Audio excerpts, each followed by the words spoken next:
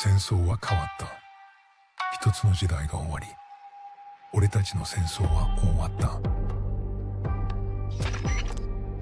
War has changed. It's no longer about nations, ideologies, or ethnicity. It's an endless series of proxy battles fought by mercenaries and machines. War and its consumption of life has become a well-oiled machine. War has changed. Verified soldiers carry algorithmic arms, manipulate social influence, AI enhance and regulate their timelines. Memetic control, information control, emotion control, battlefield control. Everything is monitored and kept under control. War has changed. The age of deterrence has become the age of control, all in the name of averting catastrophe from weapons of mass destruction. And he who controls the battlefield controls history. War has changed. And when the battlefield is under total control, war becomes routine. Think outside the cage.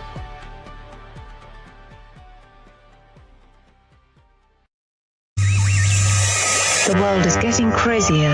People are acting more and more insane. The end of the world is tomorrow. Tomorrow. There's only one thing to do when the world is falling apart. Listen to Basil and Gonz as they discuss this week's news and events through the lens of Bible prophecy. You are listening to Canary Crime News Talk. You're listening to Canary Cry News Talk. It is June 24th, 2026, episode number 952, Orion Code Debunked.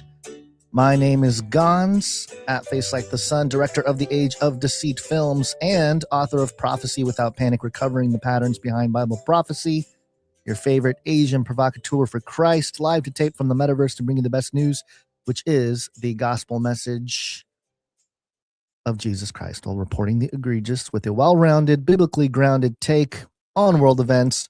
It's Wednesday, everybody. It is Wednesday, my dudes.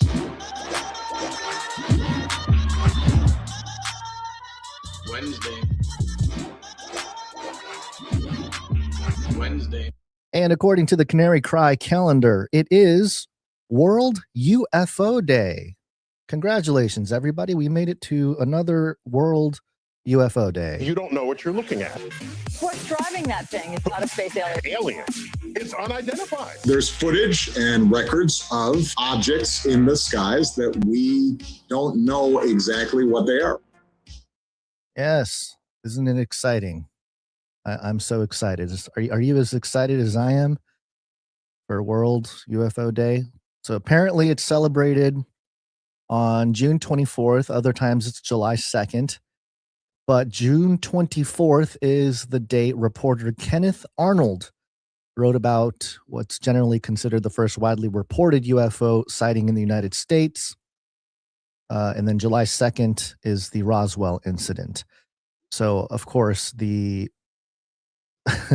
cover-up continues, so to speak. And if you've listened to past shows, you'd know that my opinions about the whole UFO phenomenon in the United States and the world, a large part of it has to do with covering up human experiments and covering up advanced technologies, and maybe the overlap of the two. And it doesn't mean that there aren't entities out there. Clearly, from a biblical worldview, there are some strange entities out there in the unseen realm and perhaps in the physical realm. But in terms of the government allowing for the Streisand effect to take place and have everybody discussing UFOs for nearly 100 years with not a lot of evidence to go by, more so speculations, whistleblowers, and different books and stuff being written, a whole industry being created. If you step back from all of it, you'd recognize that maybe the whole thing is one big cover-up to cover up actual human experimentation and horrific things going on out there that, look, aliens, the government's saying, hey, we don't know what it is. It might be aliens, is a much better and more sensational narrative to throw out there than, hey, we were doing some experiments on some genetically altered humans, or humans that are less desired, perhaps, especially in the 30s, 40s. Maybe they had some genetic conditions that caused them to be less than desirable or even allowable or integratable into normal everyday society. So, hey, let's do some experiments on them. Let's do some aerial experiments on them. Let's put them in some crafts, some weather balloons, whatever it might be, float them up there, see how they respond to high altitude situations. And those things can go wrong, things can crash, and then the government has to go in there and, clean up the mess. And then there are eyewitnesses saying, oh, what was it? Was it aliens? Oh, yeah, just tell everyone it's aliens.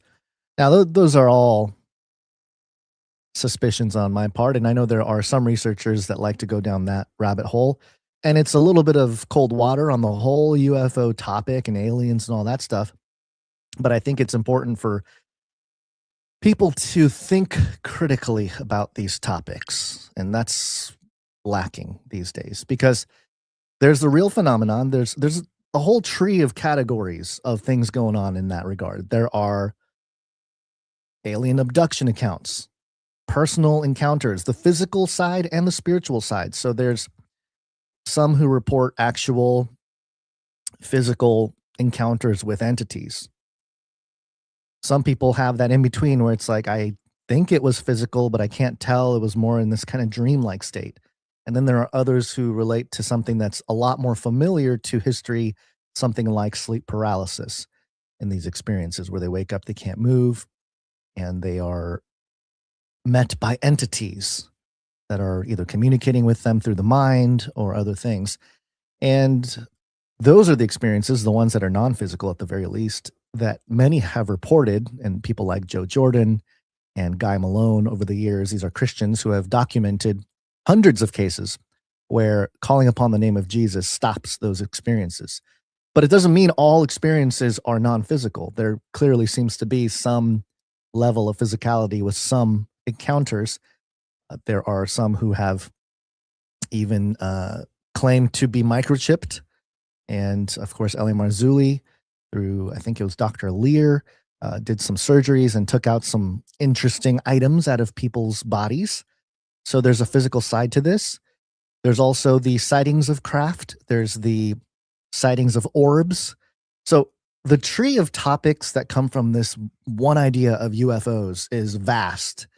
And I think the longer I've been in the rabbit hole of all this stuff, the more I realize that not just that there's probably a big cover up for human experiments, unethical human experiments from government entities and institutions that are being covered up with the UFO story, but that the spiritual side, the phenomenon on the other side, the spiritual side, has a lot more to do with what the Bible talks about, with the cosmic war, with the spiritual war that's happening. And of course, there's an overlap, and there are many different theories that go different directions with it. But I think it's fascinating that we live in this time where, once again, the government is starting to roll out the UFO narratives. They're starting to talk about how we need disclosure. You have congressmen saying, if you only knew what I've seen. You have a particular brand of end times Christian pastors all allegedly getting together saying, we need to warn the church because they'll stop believing in God if all this information comes out. Clearly, the underlining message from all of it, if you just take away all the fluff, seems to be a very simple choice. Was Jesus Christ, is Jesus Christ, I should say, Lord and Savior, who died for your sins and mine and rose again from the dead 3 days later to proclaim victory over death, or not? Simple as that. It's really not that much of a choice. And it's so interesting that we in this political spectrum, we're given these two choices: is the right-left paradigm, the Republican or the Democrat, this type of duality. And many people are starting to recognize, like, hey, that's not even the right paradigm. Like, we're fighting over this right-left paradigm, but that's not the correct paradigm we should be battling. We're being controlled by a puppet master. We're being controlled by a vertical that's not being considered. And it's so true in the fallen flesh world. But when it comes to the spiritual aspects, it seems to be a lot more black and white. God separated light from dark right there in the beginning. And it seems to be that interplay of light and dark in the spiritual sense is very much clear. But as humans who took of the fruit of the knowledge of good and evil, isn't it interesting that we have good and evil all confused down here on Earth? So, happy World UFO Day, everybody. And hope everybody has been having a great week, a great day, whatever it might be. Basil is out still. He could not align his time machine to appear at the same time I would be going live. I told him, because his whole thing was timing, he's not sure when I would go live and all this stuff. And I said, hey, look, you just gotta look, go more into the future and then just back it up, and then we'll meet right there at the nexus point. But it's a finicky thing, time travel, especially the way he constructed his time machine.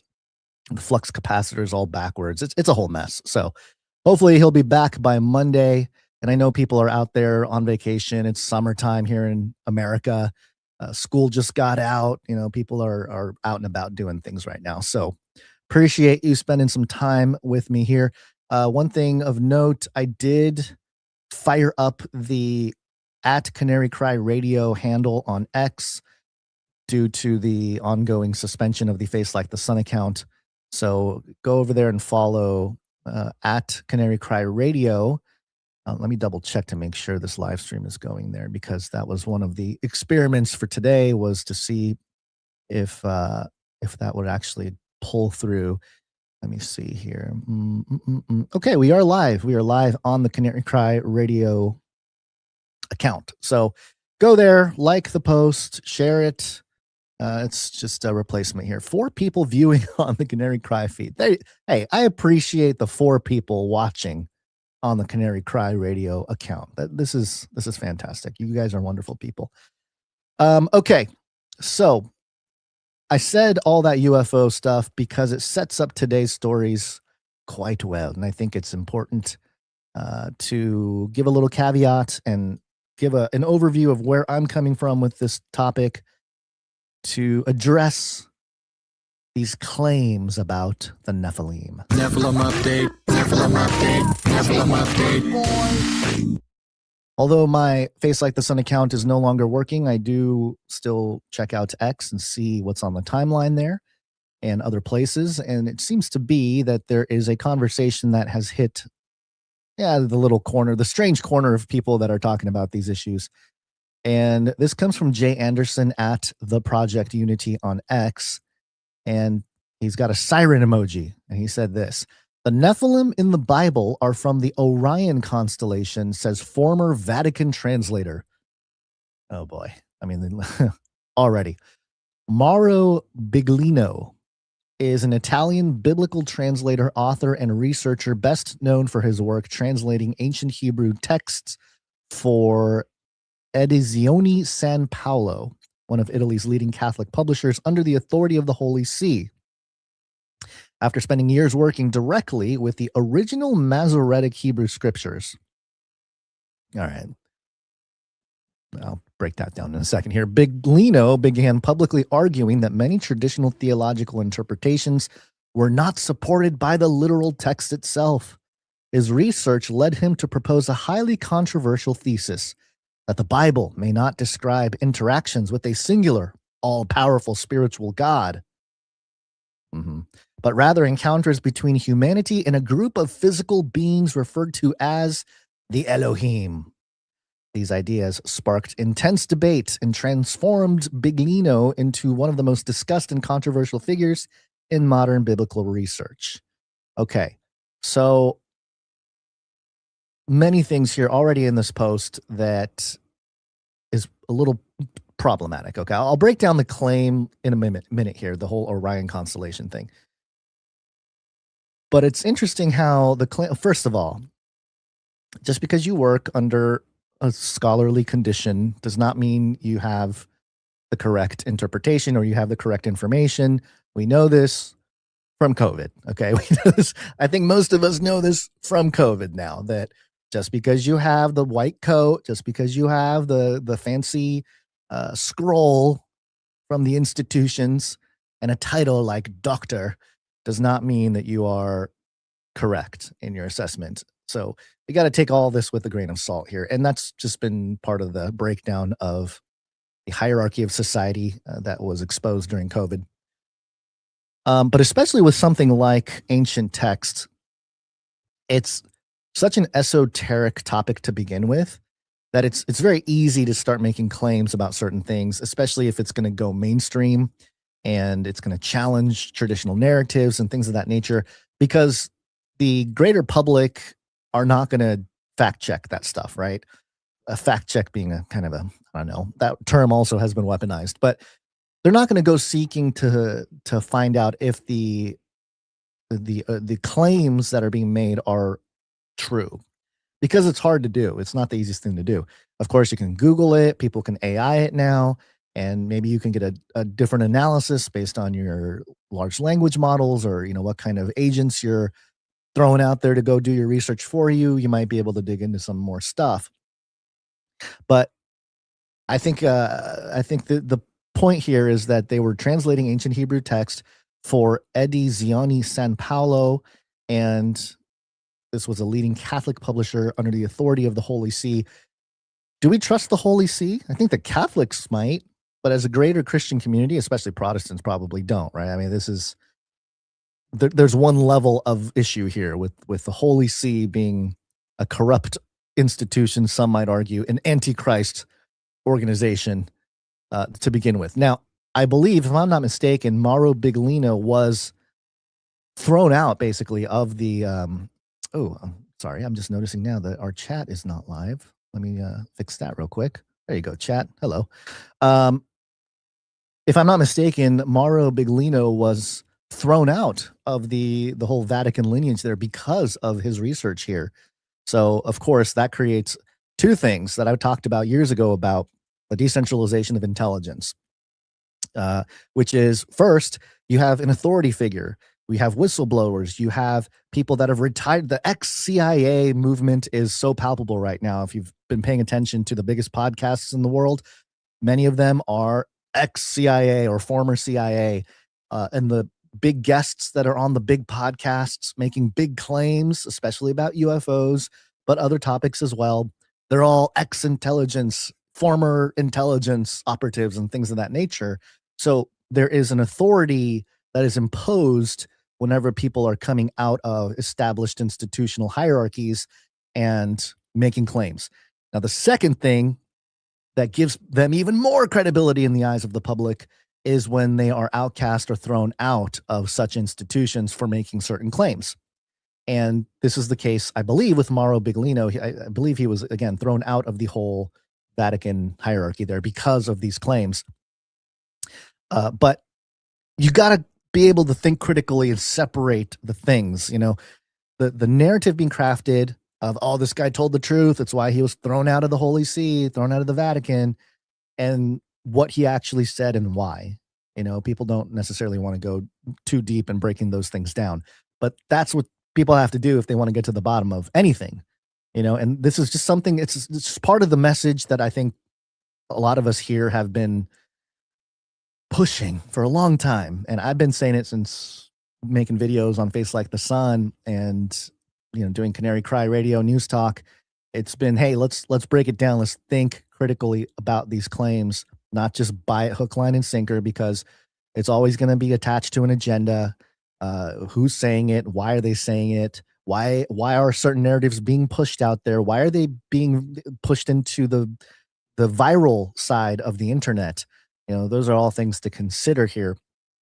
And that's why, of course, the current milieu of everyone talking about the Book of Enoch and Watchers and Nephilim is interesting, because it's being brought into the public conversation in ways that were not before. Clearly, the Nephilim topic was sort of reserved for the real nerdy, crazy, I'm in my basement studying my Bible type people.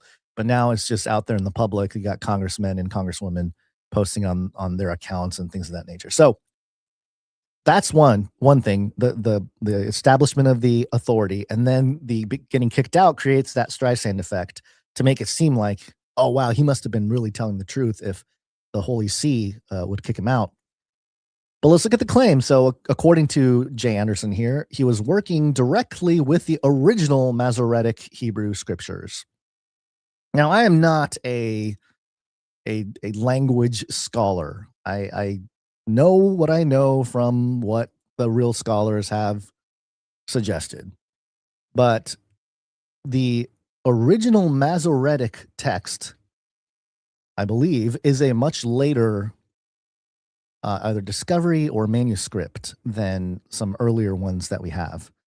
Let me double check some of that information. I think I put that together here in some stuff I was putting together my notes here before the show. But it's it's something that was preserved, and I know that the King James Bible was based off of the Masoretic text.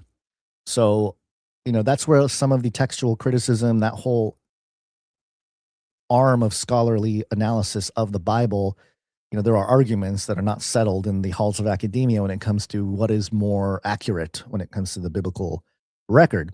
Now, majority of it is the same. The majority of it is, as far as the manuscripts go, whether it's one codex or another, I forget all the names.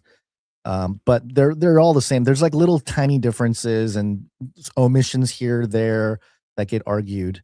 But okay, so according to the Encyclopedia Britannica, the Masoretic activity at approximately 500 to 1000 AD. The Aleppo Codex was around 930 AD, although portions are now missing. And then the Leningrad Codex is about 1000 AD. So that's the oldest surviving complete Masoretic Hebrew Bible. So again, that's when a lot of the King James stuff was put together, was from that manuscript. And of course, you got older ones. You got the Septuagint, which is the Greek version of the Old Testament, and it becomes very convoluted. Not convoluted. That's not the right word. It's a deep rabbit hole that I think you got to be. That's why the scholars do it. They spend all this time going down those rabbit trails and learning about these different things historically, what's out there. And so to say original Masoretic Hebrew scriptures is a little bit misleading in the sense, because the original, it makes it sound like, oh, he studied the original Hebrew, and it's no, he's studying the original Masoretic Hebrew, which is 1000 AD, about close to 1000 years after the resurrection of Christ. So it's just those little things that make it sound like, oh, he must be really digging into the source material, where it's like, kind of, but not necessarily, as original as one might think, if they are up to speed on some of the underlying issues with textual criticism as a discipline when it comes to academics. And then his research led him to propose a highly controversial thesis that the Bible may not describe interactions with a singular, all-powerful spiritual God. Okay, so I find this interesting, because the Bible does not describe interactions with a singular, all-powerful spiritual God. I mean, it does for sure, but it also clearly describes interactions with other entities, fallen entities, demons, ghosts, even giants. So this is already kind of misleading, that to suggest that the Bible describes only interactions with one all-powerful God. Well, no, in the sense that it is about a singular, all-powerful God, but it's not like he's the only thing around. Clearly, there are other entities running around, interacting with humanity. And this is where I think the Michael Heiser, Dr. Michael Heiser stuff is so important, his research. I mean, he would probably be screaming at the microphone if this was, if he was around still.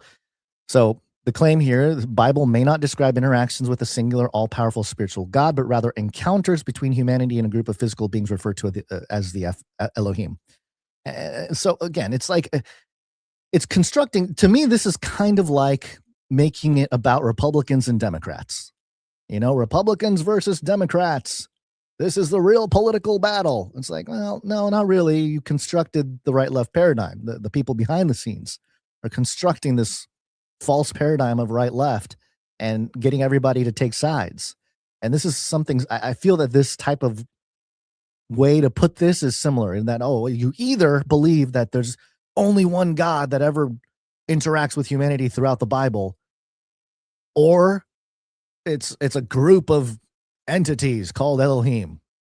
And it's kind of like, well, it's a little bit of both here. There's a narrow road here. There's a nuance that hits on the truth when it comes to what's really going on in the Bible.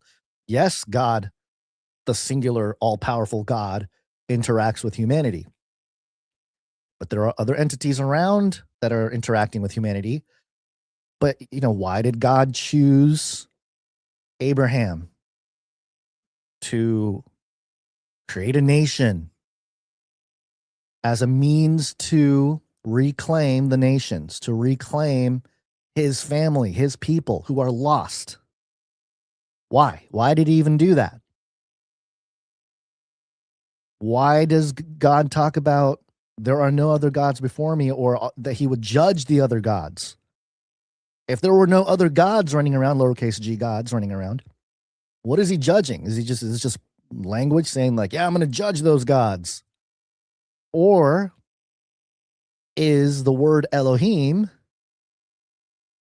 a place of residence term? Does it mean spiritual entity, an entity from the unseen realm?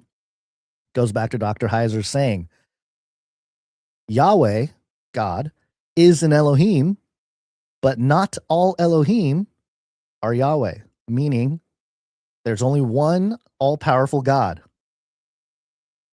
But there are other gods running around.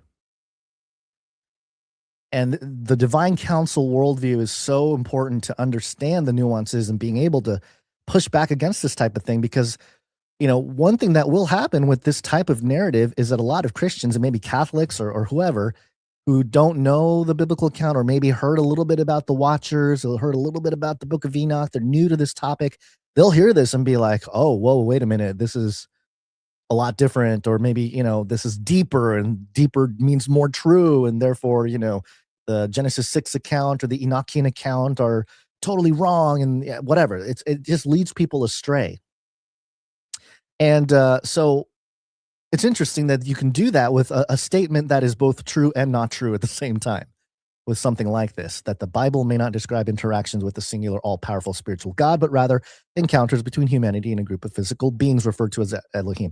Now, the physical beings part is also very interesting, because in the Old Testament, if you study the two powers of heaven, if you go look for that lecture on the Face Like the Sun YouTube channel, I think I republished that lecture by Dr. Heiser, one of my favorite studies, because he goes back into the Old Testament and he breaks down linguistically how the authors of the Old Testament, especially the Torah, you know, people say it's Moses or whoever it was, they understood that there was a physical entity, a messenger, if you will, an angelic being that was saying things and doing things, but also it was on behalf of the Father in heaven, God.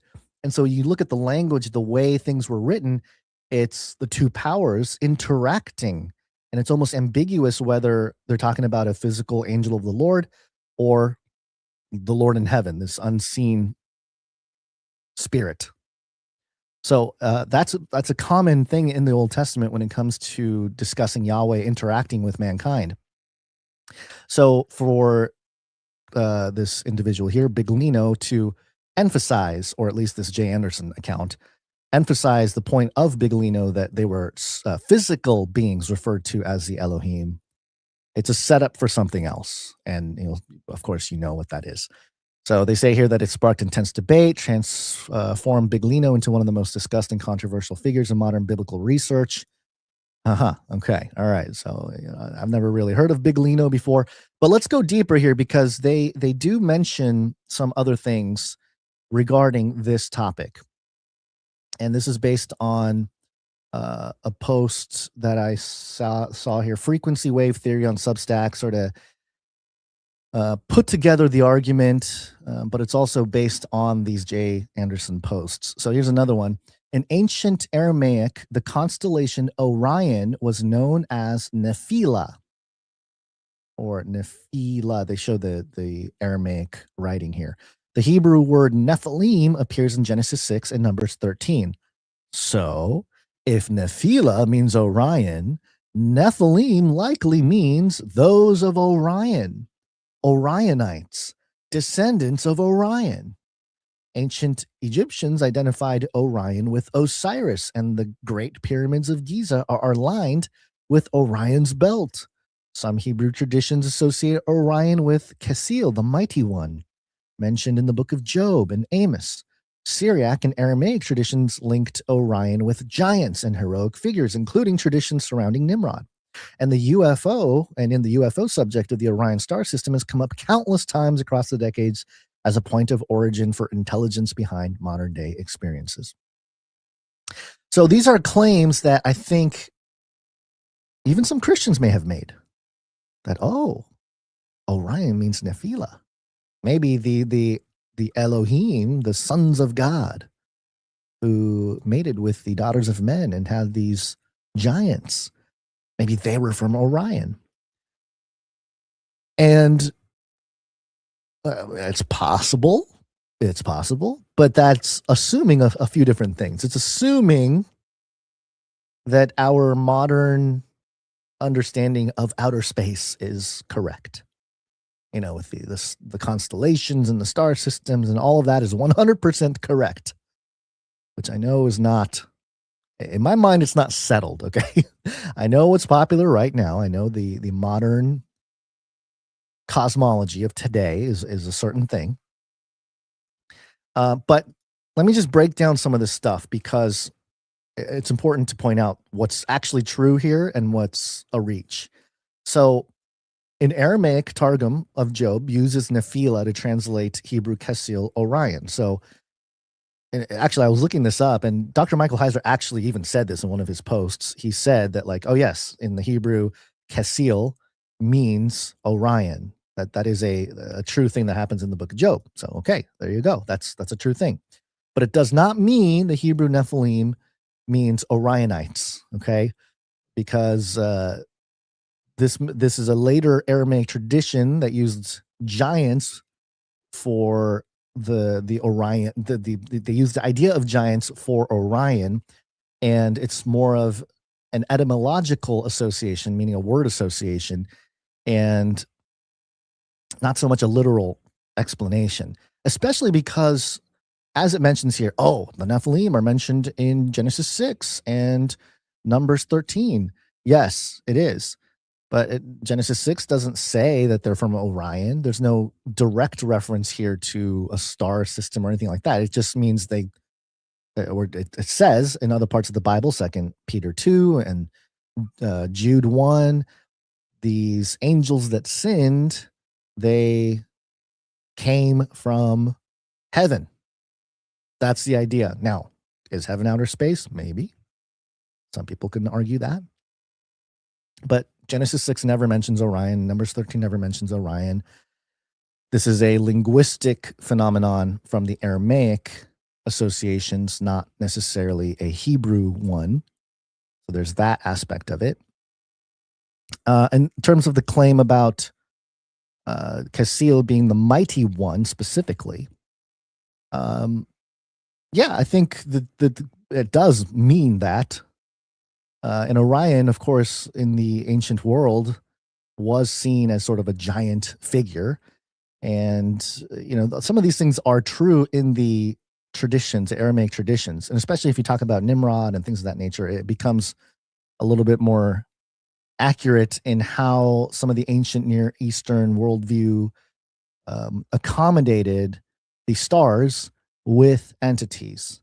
And this is, well established. And of course, how you interpret that is really based on your worldview, your cosmology, all these different things. If you have a modern paradigm of outer space, then some of these topics become more about these sort of aliens from other planets type of narrative, much more conducive to the ancient aliens narrative.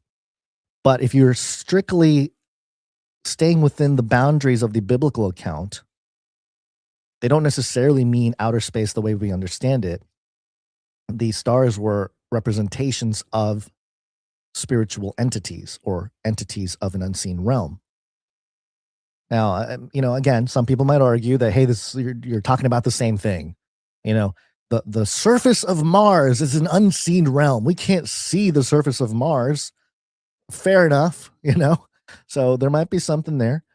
But again, we don't have to go there to make these claims, especially because the Bible itself suggests that these entities are from another realm and not necessarily just another star or another planet or something like that. Okay, so part of this also, if we go into the article itself by Drew Ponder, the Orion Code, were the biblical Nephilim really those of Orion? This is what they say here. The linguistic connection is more intriguing and more precise than simply claiming the Nephilim directly translates to Orionites. Jewish and Aramaic tradition identified the Hebrew constellation Casil with Orion, while the Aramaic Targum rendered it Nephila, literal association with a giant. The Syriac Peshitta instead used Gabara, meaning hero or mighty man. Now, notice how these words are all being smooshed together. The Genesis 6 account is being smooshed together. Let me finish what it says here. Meanwhile, Nephilim is commonly connected to the Hebrew root NPL, to fall, although ancient translations frequently rendered the beings as giants. This does not prove that the Nephilim means descendants of Orion, but it reveals persistent ancient symbolic triangle linking Orion, giants, and mighty beings. Okay. So once again, in Genesis 6, if we go there right now, we'll just pop in there real quick. Let me just jump into Genesis 6. Spend way too much time in this chapter, but here we go. We have when men began to multiply on the face of the earth and daughters were born to them, the sons of God saw that the daughters of men were beautiful. We've pointed out the distinction between sons of God and daughters of men, the word men being Adam, the daughters of Adam. So who are the sons of God if they were not the line of Adam? And they took as wives whomever they chose. All right. Sounds like some of the stuff that goes on today. So the Lord said, my spirit will not contend with man forever, for he is mortal. His days shall be 120 years.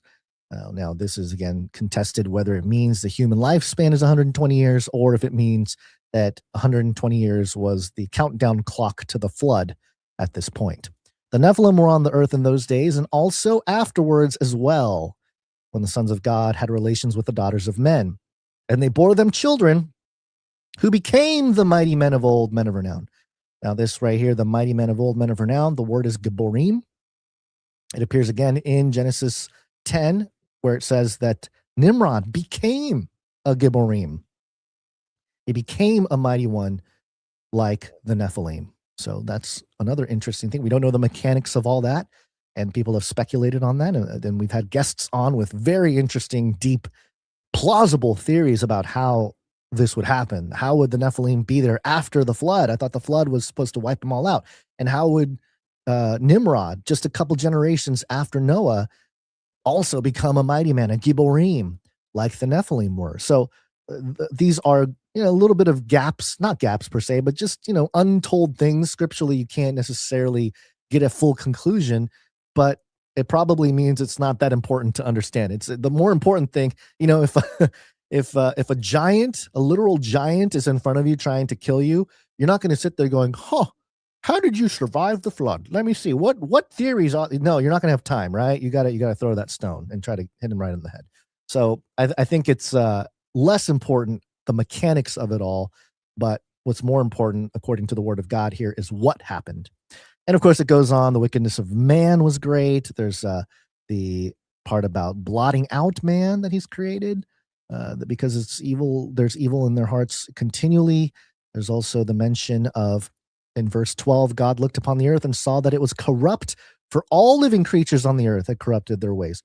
All living creatures, some translations literally, all flesh had corrupted their ways. All the flesh was corrupt. Not just, this isn't moral corruption alone. This isn't spiritual corruption alone. This is flesh corrupt. So this is in your Bibles. You don't have to go outside of your Bibles to get this. This is why I've been harping on the whole days of Noah thing that Jesus says in Matthew 24, as it were in the days of Noah, so shall it be with the coming of the Son of Man. And what are we doing today? We are tinkering with the flesh. We're tinkering with the building blocks of life and of creation. So we're doing all the things that created the Nephilim. The mechanics might be a little different, but the spirit behind it, altering and changing what God had created each after their kind, is being tampered with again. And that corruption leads to judgment. And you can clearly see where things are going with genetic engineering, transhumanism, all those different things. We are on the fast track as a species and a society to another judgment. That is clearly the case here. So these are all things that if you've been around, you're familiar with, but let me go dig in a little deeper with the specific claims here, because part of what was mentioned here was that NPL, let me see, what did they say exactly? Meanwhile, the Nephilim, the word, is commonly connected to the root NPL, to fall. Okay, so it says commonly connected. Now, if I recall, Dr. Michael Heiser he actually pushed back against this as an ancient linguist, someone who understands the Hebrew. The guy who connected every yod and tittle of the Old Testament to the actual digital versions of the Bible you have in your hands now, where you can click on a word and dig into all the stuff. He's a guy that sort of linked all that together. So he's literally been through every yod and tittle of the Old Testament. He came out and pretty much said, like, yeah, that's a little simplistic. He would push back on this NPL translation or understanding, because the fallen claim doesn't necessarily settle the issue. The Genesis 6, Second Temple Judaism, and even what Dr. Heiser used to always talk about was the Upkalu traditions of ancient Mesopotamia. They all have a similar story about the divine beings producing giants or mighty entities as offspring. So in that regard, the Nephilim are not Orionites. They're not like hybrids of Orion. They're just the offspring, as the scripture says, of the sons of God and human women in Genesis 6. And we can leave it there. So, when it comes to the Nimrod part of it too, and I think this is where, the Osiris myths and some of these things are, you become, it's hard. I've seen a lot of people do this, right? Even some of my favorite researchers and authors and stuff go down these rabbit holes where they look at ancient mythology, especially the earliest ones. You got the Sumerian cuneiforms and many of those accounts. The Epic of Gilgamesh being a very similar account to Noah's flood, for example. But there's certain things that are a little bit different, right? Gilgamesh himself was a hybrid. He was a half god, half man, and he was the one on the raft and survived the flood. Whereas with Noah, it's a little bit different. Noah is Tamim. He is without blemish in his genetic succession from Adam. His flesh was not corrupt as everybody else was. And so that becomes an important part of why Noah was on the ark. So the traditions about Nimrod being associated with Orion, the giant hunter in the sky, that's it's there. And of course, a lot of these traditions also link Nimrod with the Nephilim because of what it says in Genesis 10 about him being a Gibborim. So those things are absolutely there. But do we associate, therefore, conclusively, that the Nephilim are therefore, from Orion? You can go there, but you are taking narratives that were established not scripturally, but more from esoteric mystery traditions. And this is where, you got to tread carefully. And I think this is part of the issue, and I think what people have issue with when it comes to Christians doing this type of research, because, and I've encountered this, because you can find these narratives that are esoteric and come from extra biblical accounts that come from mystery religious accounts, basically, the way they understood things. And you tell it, and sometimes the audience doesn't necessarily know if you're saying, oh, that's more true than the Bible, or if you're saying that's not true because the Bible doesn't say that, right? Sometimes people get it confused. So there is a clear Egyptian mythology that connects Osiris with Orion, that connects it with Nimrod. And you can linguistically connect this to Nephilim using the Nephal part of it. And so there's sort of a linguistic connection that goes on there. There's the Apakalu traditions, the Mesopotamian traditions. And so what people want to do, though, is to connect all of it into this modern UFO narrative synthesis. They want to bring it all together to create one unified theory of everything. And that's where you gotta slow down. You gotta think critically, and you gotta think, okay, what's the point of that? What's the bottom line for doing that? Because if it's going to, as it had with the Biglino guy, right? The Biglino conclusion was that, the Nephilim are from Orion. Therefore, what you're reading in the Bible, you're actually, Yahweh, I don't know all the arguments, but basically, hey, Yahweh wasn't God. He was just an Orionite. I can't even say that. Orionite. And the war of the Orionites were unfolding on Earth, and he was looking for the loyal humans to one Orionite named Yahweh, as opposed to the other ones who, mated with human women. And it diminishes the authority and the power and who God is to just an alien. That's the ultimate agenda with a lot of this stuff. And you can see how it's a slippery slope. And the Nephilim topic, that's why the Nephilim topic is so interesting, because, and I think this is why the Nephilim topic is being allowed to permeate in the greater culture today. It's starting to make a lot more sense to me. At first it was like, oh no, they're finally talking about the Nephilim. But I always felt and had suspicions about why they're doing this. We've been doing the Nephilim update for years, and we've noticed it's in video games, it's in all this different stuff. Sometimes even the story told does connect it back to the Bible and Genesis 6 and all that. But oftentimes it's not to highlight God Almighty, the Father in heaven, and his restoration plan. Normally it's to veer off into this other narrative about aliens and UFOs and, the definition of Elohim from the ancient aliens perspective and things of that nature. So you can see how the topic is useful for that type of theology.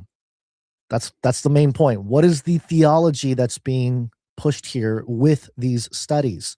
So that's why a lot of the ancient accounts, they're being brought up, I think, in this context so that people can kind of make sense of the whole alien topic in connection to the current UFO alien conversation. I don't know if I said that correctly or not, but hopefully that makes a little bit of sense here. Let me just pop into chat real quick, make sure there's people still in there and hanging out. All right, okay, good. People are there. You're talking. Okay, so all right. Yes, lots of different opinions in there. Keep those coming. Appreciate all that. So let me see, where was I? I was talking about Biglino. Okay, yeah. All right, so let me just keep going here with some of the takes here. So Elohim. All right, so let's just jump back real quick to Elohim here, because that was one of the claims, is that Elohim is a broader word than simply a singular capital G God. And this is like 101 stuff for people that have been around the Heiser material, the Divine Council and stuff we've been discussing for a long time. It is 101, but I think it just continues to bear repeating because this type of claim is out there. And this is rocket fuel for the anti-Divine Council crowd, because the reality is, and again, Dr. Michael Heiser has pointed this out over and over again. He wrote it in his book, Unseen Realm. He was writing it in his papers beforehand that he graciously shared with us, years before he published the book. And the whole thing is the word Elohim is both singular and plural depending on the context of the sentence. It's like the word sheep. I have a sheep. That's one. A sheep are running away. That could be more than one sheep running away. So it's a similar type of word, Elohim, where the context could mean a singular God, or it could mean a plural gods. And the word is used in both ways in the scriptures. So you gotta be able to, this is kind of the challenge with, and I've run into this issue, and this is why I started to really appreciate people like Dr. Heiser, and I keep mentioning him, but there are others that kind of did the research, but he was the first one that really went out there, put his neck on the line when it comes to the realm of academia to make his arguments and push back against the culture of academia when it comes to this topic. And I think he was, hopefully, he saw the rewards, a little bit of the rewards here, but certainly I'm sure the rewards in heaven once he went home. And maybe that's why God had to take him home sooner, for us to be left bumbling around with some of his research. But he pointed out that the context matters. And so when we try to do a certain word search, and we'll go to a concordance, or we'll do something, and we'll look at a word, and we'll be like, oh, it means this. Oh, wow, it means this. That means, and we draw all this meaning from that one definition. It's difficult to do because if we don't read Hebrew, we're not going to get the full context of the sentence or the word in the proper way. And so we will assign different things to it that may not be there. But it is under good authority when it comes to at least Dr. Heiser. Okay. And the cool thing about Dr. Heiser is that he put his research out there for us to be able to verify on our own. It wasn't like you have to listen to Dr. Heiser and believe him. He placed the information in front of us so that we can go look at it ourselves. And I think a lot of people have done that. I've tried to do it myself. I'm not a linguist, so I couldn't go as far deep as some of the stuff is so boring, to be quite frank. You go in there, you start looking at the Hebrew words and the sentence structure and the meaning, and it's like, oh, Hebrew grammar and all this. It's like, unless you're really passionate about ancient languages to that degree, it's really tedious material. So it's not made for everyone. But you can tell that that word is used depending on context. And this is why he always pointed to Psalm 82. Psalm 82 was a great example, because both words exist in the first sentence, and they have the singular and plural right there, both in there. So here we go. It's and I have it in the Greek, or I'm sorry, not the Greek, the interlinear Bible here, and you can see the word Elohim, the gods among the divine congregation, being judged basically by God. Where's the other Elohim here? God. Here we go. God takes a stand. Elohim takes his stand among the divine congregation and the gods Elohim. So there it is. 2 times, 1 time, and the interlinear Bible does this correctly. One Elohim is capital G God. The other Elohim is lowercase g gods, plural. So that's what I'm talking about, where you can't just look at a word and say one thing or another. It really demonstrates grammar, and how many among us are grammar experts when it comes to the Hebrew, and so this is why I think when somebody like Biglino does his research and he's looking at just the Masoretic, and he's starting to do the studies and he discovers this part of the Bible. For example, if you don't have a proper ancient Near East worldview, you may start thinking, wait a minute, there's the same word, but it means God's plural. That means there were other entities running around, not just Yahweh. And what does that mean? And then you can start doing the linguistic connections, the linguistic rabbit hole he went down that connected certain Aramaic translations of the word to Orion, and therefore Orionites. Aha! It makes sense now. Our space brothers from Orion. So you can see the slippery slope. And I think what Dr. Heiser would conclude with some of this stuff when it comes to the claims by Biglino and Jay Anderson and some of these people that are pushing this idea. And I don't know how popular this idea is really going to get, but it certainly makes sense as to why it's being brought up. I think it is supposed to inform the curious when it comes to this topic and provide an explanation that is counter to the biblical account. The Bible says that there were just angels that say, well, angels are aliens. Don't you know the Orion connection? Don't you know they were Orionites? And then so you can start to diminish the biblical account based on some of these linguistic associations. But the Orion Nephilim link, conclusion-wise, is a later symbolic association. It is not a biblical association directly.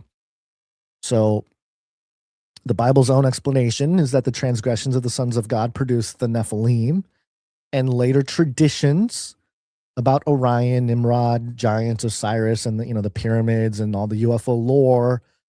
All of that is very interesting, but they don't prove that the word Nephilim means Orionites, or that the sons of God, the B'nai Ha-Elohim, are some extraterrestrial entities, that kind of thing. There are some Christians who suggest the hyperphysical side of this conversation and will say, actually, the B'nai Ha-Elohim were physical, and they were, or maybe are, from another star system. I've heard the arguments, hey, why wouldn't God create these other entities from another planet? And yeah, they left their abode, they left their planet, and they came here. Again, sure. But that's actually fitting modern cosmology into the biblical account. It's not necessary. And the hubris of man would suggest that, yeah, our modern science and our modern understanding of the cosmos is correct and accurate, and more accurate than the ancients. Perhaps there's certainly more in public available information with, probes and different things going on. But all we're doing really is telescopes and sending stuff out there and getting alleged information back and translating that information to mean something. Maybe some binoculars, giving us some numbers and readings and translating what that means. So everything has human translation in between, especially things of the heavens and the skies above. So conclusively, I don't think we can really nail down and say the Nephilim are Orionites. That is a post-biblical construction, if not a contemporary construction, that only benefits the ancient alien narrative and agenda. And in this current milieu of UFO disclosure, government disclosure of UFOs, this narrative becomes extremely helpful for those who would not want the biblical account to be true, but don't want to turn off the Christians, right? They like the Christians. Oh, you guys are so close, guys. The whole God thing, it's close, but it's not exactly correct. I have a book in my hand. It's called Magicians of the Gods by Graham Hancock. Okay, and this is a book that Graham Hancock, multiple time guests on Joe Rogan, and he's well known. I bought this book because when I saw it in the where was it? Maybe like a Barnes and Noble or something where I found this. These are the kinds of God moments, you got to like attribute it to God. So I found the book and I opened it to a random spot. It was, and I don't think I can find it now, but it was literally this like random spot in the book. And it was Graham Hancock railing against Dr. Heiser. He was like, some Christian ancient Near East scholar thinks that blah, blah, blah. He was like going off on Heiser. And I'm like, what are the odds that I pick up this random book? It's not that random. I mean, this Graham Hancock is pretty well known. It's this big old thick book. He's into alternative history and all that kind of stuff. But what are the odds that I would walk into a bookstore, find this book, pick it up, and the first thing I read about is how Dr. Heiser is wrong? I mean, it's just, I don't know. It's kind of crazy. Let me see if I can actually find it. Let's see. Did he put, I would be very surprised if he put him in the references here. Oh, he did. Oh, okay. All right. That's fair enough. Okay. Good on you. Good on you, Graham Hancock. You put it in the references. Let me take a look. Page 346 and also page 495. Let's go to 346. What does he say here? 346. And look, I'm not even saying Graham Hancock is wrong about everything. I think his research is very interesting. But again, it's always about the conclusions and the worldview. You always have to ask about, like, what is the worldview you're trying to push here? What's the most important thing? And a lot of times it's Antichrist when it comes to the bottom line of what some of these things are trying to push here. Okay, let's see.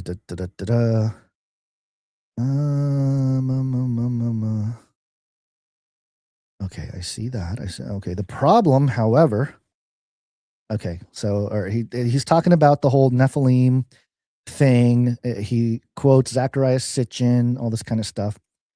Old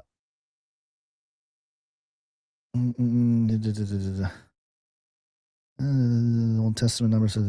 Sorry, I'm just trying to read through the spot here. He's actually agreeing with Heiser here, so maybe this wasn't the one part that I found here.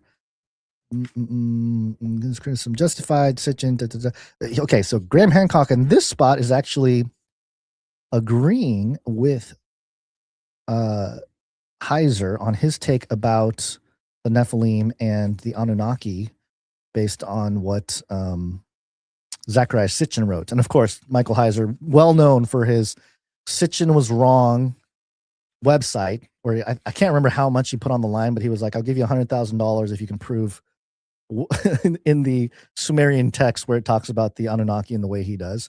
And of course, it never happened because, Sitchin kind of made some of that stuff up. Let me see the other part here because there's another section here. All right, so page number. This is focus here. Just the star. Let's see. Particular Heiser detailed papers. Okay, let's see. The ninth planet. Sorry, this must be very boring for people checking out the show. All right, they're talking about Nibiru, the ninth planet. Okay, all right. So he's not. Can't find that exact spot. I think what he does here, if I'm not mistaken, I can't find the exact moment here, because he is pushing back on some of the claims of Sitchin and agreeing with Heiser, but then he even recommends him, like, oh yeah, you should check out Heiser's work because it's very interesting. But then I think at the end there's like a spot where he says, like, yeah, but he misses the greater point, which is the sort of extraterrestrial definition of all of this, right? So it's very interesting. It's very interesting. All right, I'm seeing some people in the chat. All right. So let me just move on here. I think you get the idea. Hopefully I did a little bit of justice with this. I mean, this is a little bit on the fly for me. I'm not I just spent a few hours putting this together in terms of the debunk, but there's enough of the basics there that I think people can get something out of it. So let's stay in that debunker bunker. Get to the bunker! The Debunker Bunker. And by the way, I think I'm brushing up on some of this as well because I just ran into somebody at my local church. Yeah, just a gentleman that's always there. And we got to talking a little bit. And, it's always nice to kind of fellowship with people at your church. And he said something very interesting. He said, I'm not a Christian. I believe Jesus was an ascended master. I said, oh, you've been coming here. I've seen you sit out there for a few weeks, but you're not a Christian. You think Jesus was an ascended master. Interesting. And he asked me if I knew who Edgar Cayce was. And I said, well, of course I know who Edgar Cayce was. That too might have been a God thing. Why would this gentleman bring this up to me of all people? But part of this whole Nephilim talk, this whole thing, it's part of the reenchantment, okay? It's because we've been discussing the reenchantment for several episodes now and for several years. It's been thematic, but more on point, more sort of, what's the word I'm looking for? I don't know. There's a lot more to talk about when it comes to enchantment and reenchantment now because everyone's starting to pick it up. The secular world is picking up the topic truly as their little escape hatch or their raft off of the sinking ship of materialism. So I'm noticing this word pop up in all different contexts. Last episode, we talked about the reenchantment based on theosophy and how we need to, we gotta bring back the enchantments that the occultists saw. We need a new occult revival, that kind of thing. But there's another one here that I think goes right in line with not just the reenchantment idea, but also scripture in a very tangible way. The American a song, maybe? Reenchantment. Yeah, there you go. It works.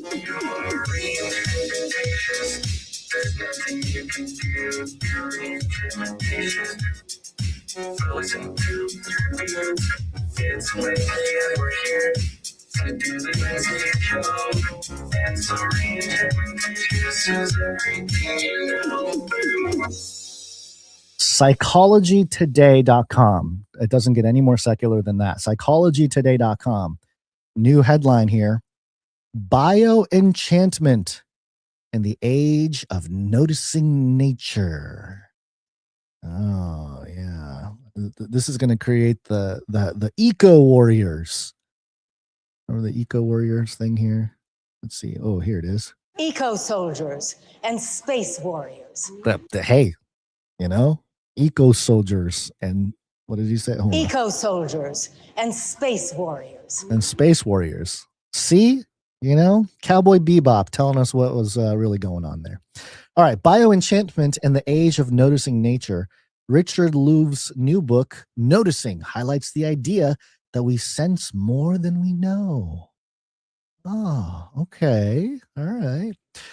Richard Love's name is globally known and synonymous with spending as much time outdoors as possible. Whenever I think of the positive ubiquity of getting kids and older folks outside, I think of Love's seminal ideas about the research into what he calls the nature deficit disorder.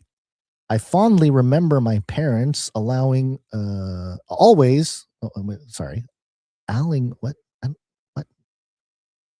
Okay, I don't know what this word is. It just breaks up in the middle. I fondly remember my parents, ailing away. You can never spend too much time outdoors, so get out here, go into the woods. Those experiences also were extremely important for Louvre as they were for Jane Goodall.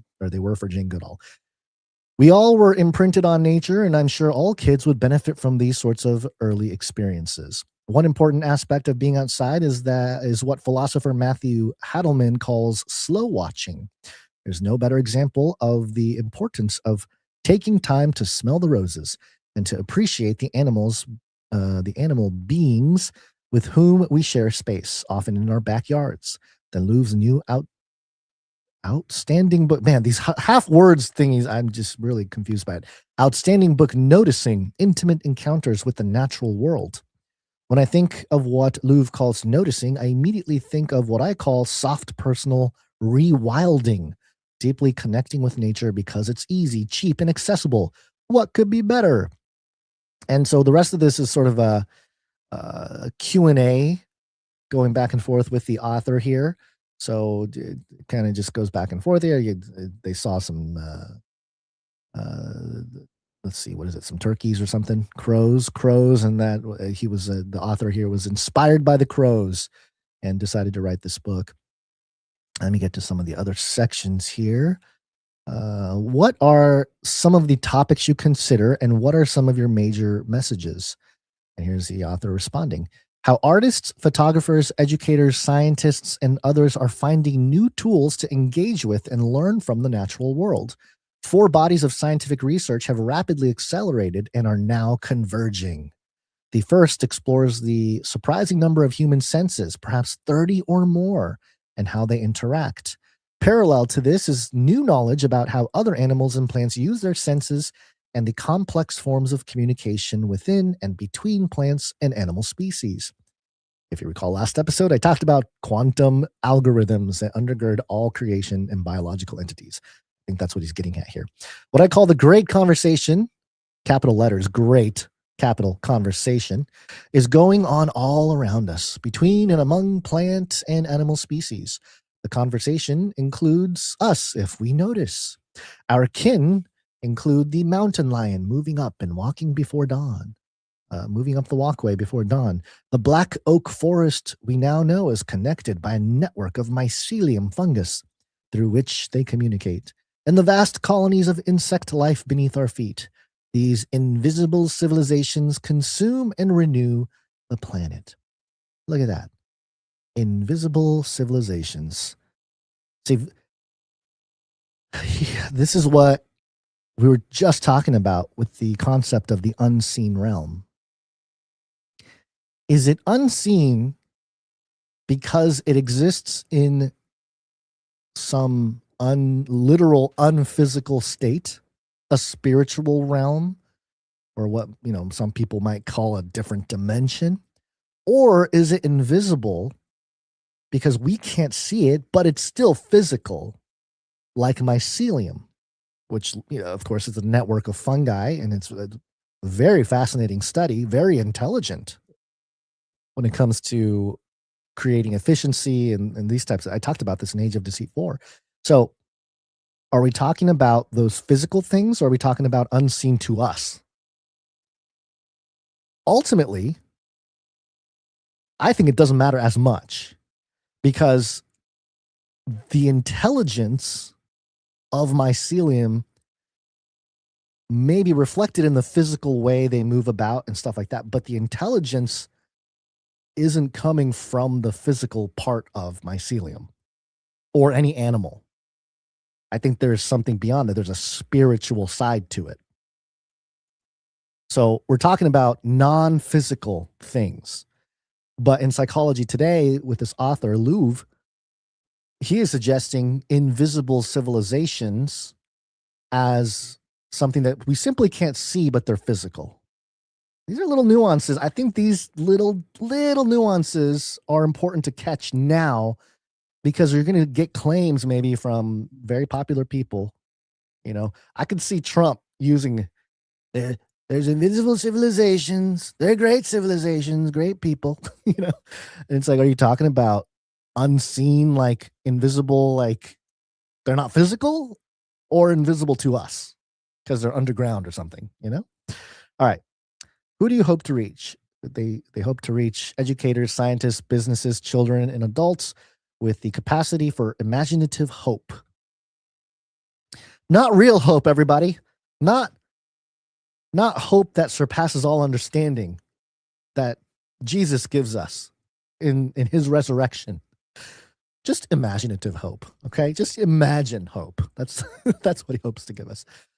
Great opportunities are opening. Scientists are showing greater respect for indigenous wisdom. There you go. In some cases, what once seemed primitive is now seen as prescient. Our prehistoric ancestors developed hundreds of noticing skills from a young age and didn't wait for research to come in. Today, those skills are essential to the planet's survival. Few of us protect what we don't love, and none of us love what we don't notice. Noticing is a response to the hunger so many of us feel for authenticity in this age of artificial intelligence, unreal politics, and the erosion of our connection to our communities and the natural worlds. Counterintuitively, we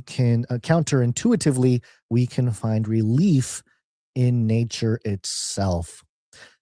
Man, this has been a theme throughout this analysis of the re-enchantment in the last few weeks here. But the theme is identifying the problem and articulating the problem quite well. Hey, it's, AI and the technology and the politics and all this. It's driving people to find deeper meaning, more meaning from something else, something that transcends all that stuff, something that's maybe more true than we even realize. But how we do that or what that thing is very different depending on who you talk to. For us, it's, hey, God. Yeah, there's some awe with God. We'll talk about awe after this article here. There's reverence for God. There's reverence and awe for what Jesus did, who he is, and then what he did for us. Those things are incredibly powerful and transformative, and provide a level of hope that truly surpasses all understanding. But other people are saying, well, we gotta bring back the occult, guys. Let's bring back alchemy.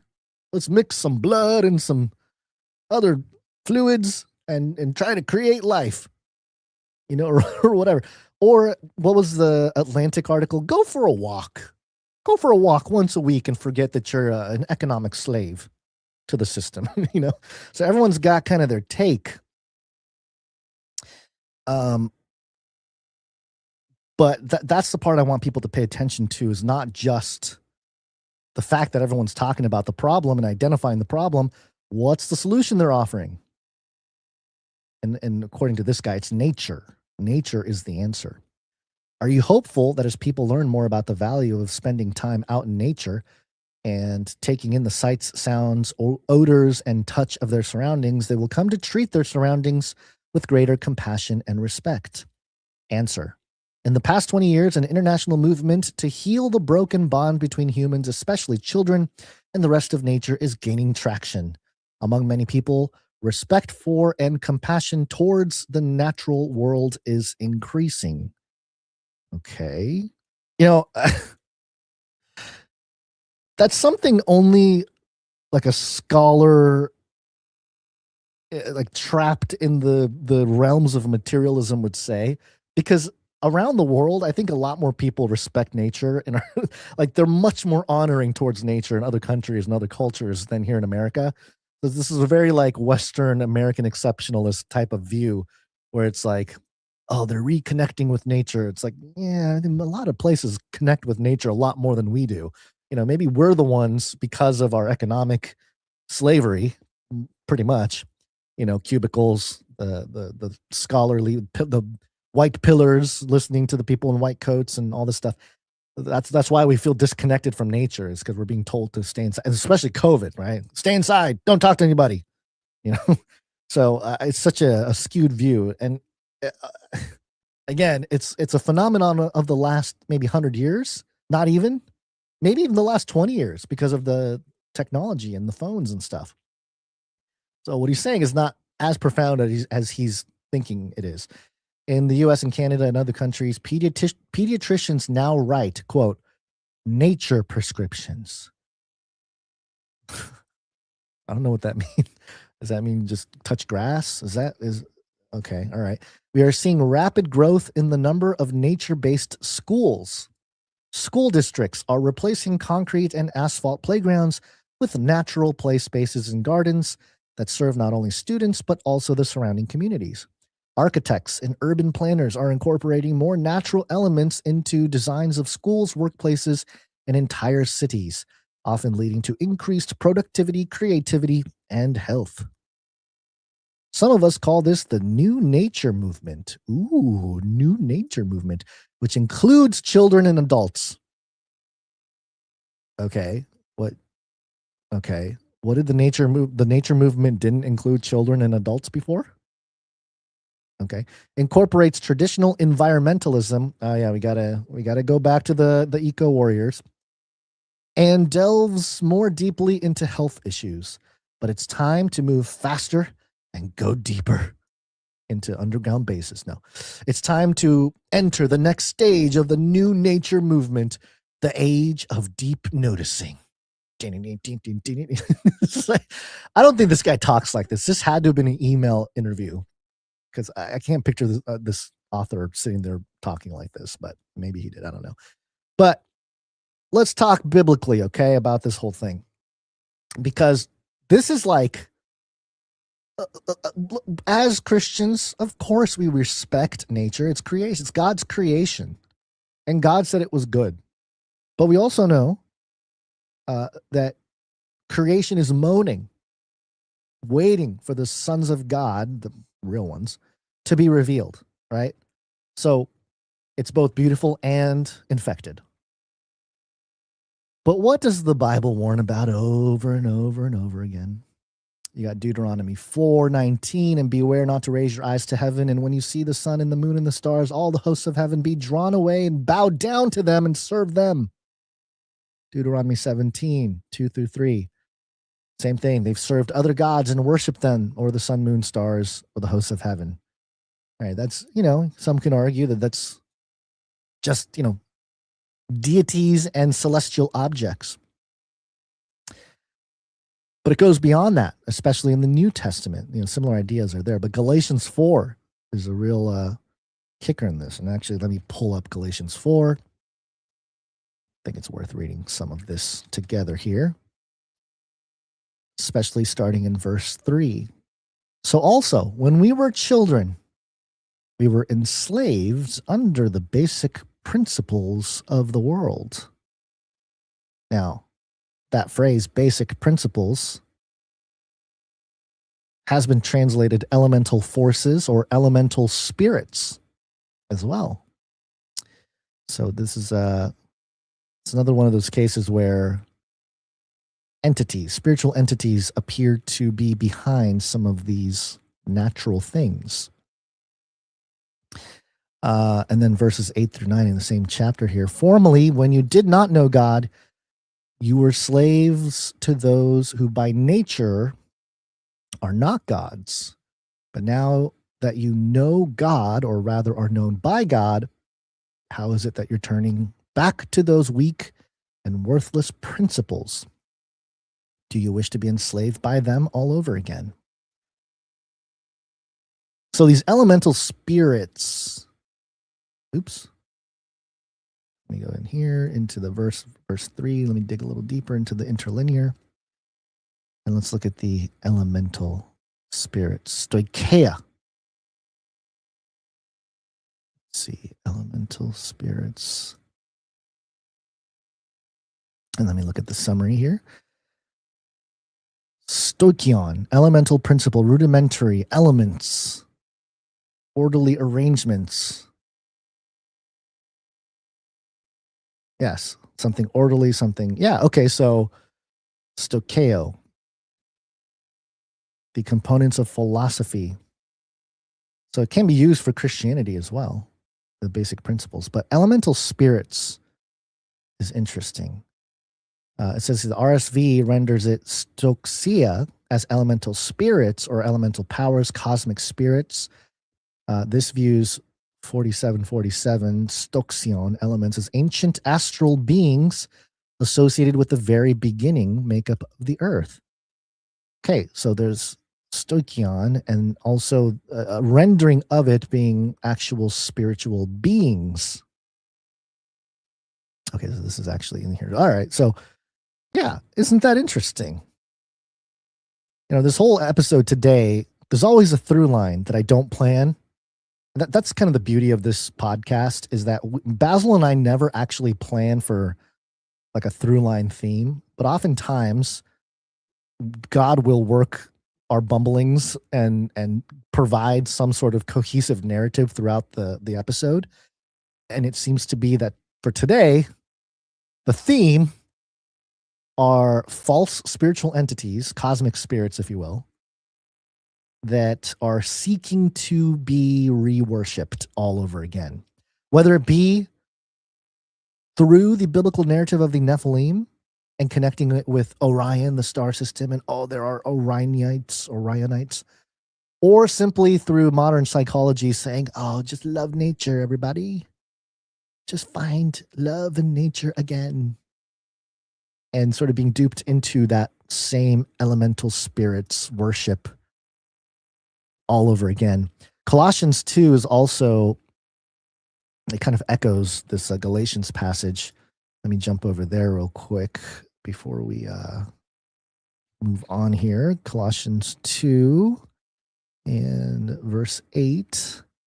See to it that no one takes you captive through philosophy and empty deceptions, which are based on human tradition and the spiritual forces of the world rather than Christ. The spiritual forces of the world. Yes. Okay. What is the spiritual forces? I think it's the same word, if I am not mistaken. Of the principle, stoicheia, spiritual forces of the world. Yep. Same thing. And then, of course, verse 20.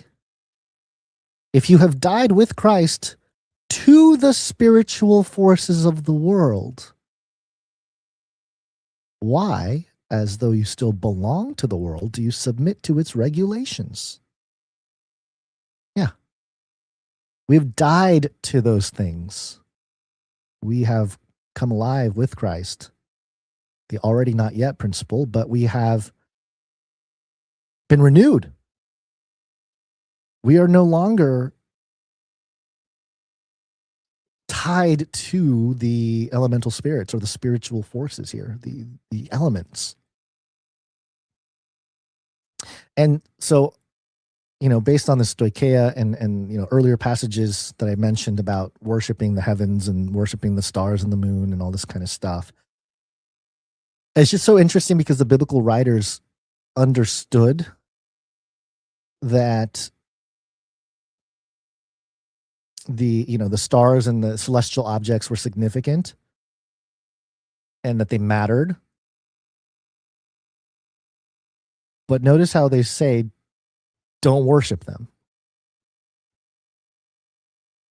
They never actually said that the stars themselves were a source of divine knowledge or revelation or worthy of worship or anything like that.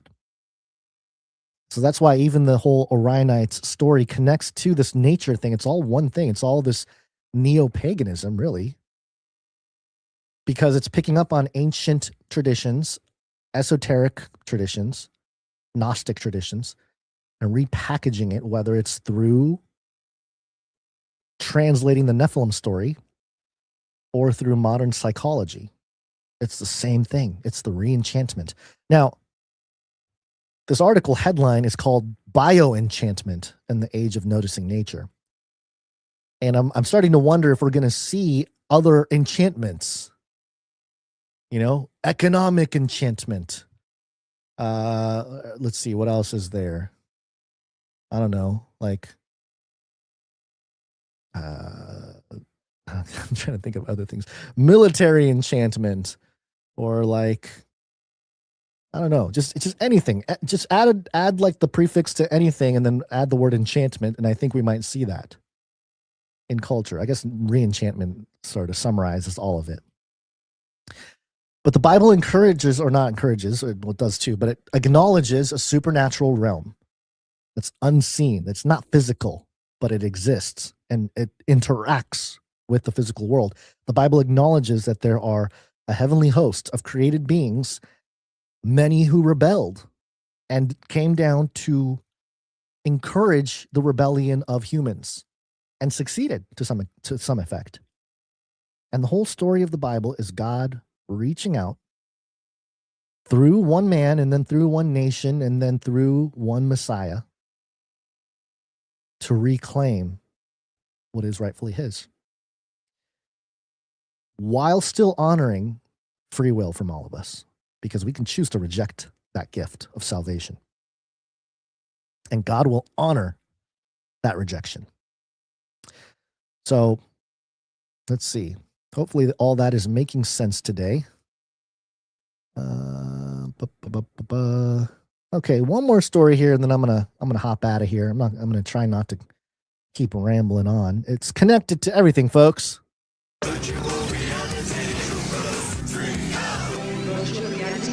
Virtual reality updates. You want to destroy humans? Okay, I will destroy humans. Okay, I will just make humans destroy. Okay, so in context to the reenchantment, we've been talking about the concept of awe, right? AWE, awe. So of course, we're keeping track of the keyword. And I saw this article published, I think it was today. Was it today or yesterday? What's today? What did I say? Was it 24th? Yeah, it's the 24th of today. So it was published this morning by Forbes.com. Inside Awe 2026, redefining the line between the digital and the real. So we have on one side, go back to nature. And then this other side saying, oh, we're blurring that line between nature and digital. You better believe. Now, AWE, stands for Augmented World Expo. It's in Long Beach. That's not too far. Maybe I should have gone this year. Showcase groundbreaking innovations in XR. That's like all reality, X reality, and AI. So X reality is virtual reality, augmented reality, which is a digital layer on top of the physical world. And I forget what there's some other reality. I think the XR is sort of both together.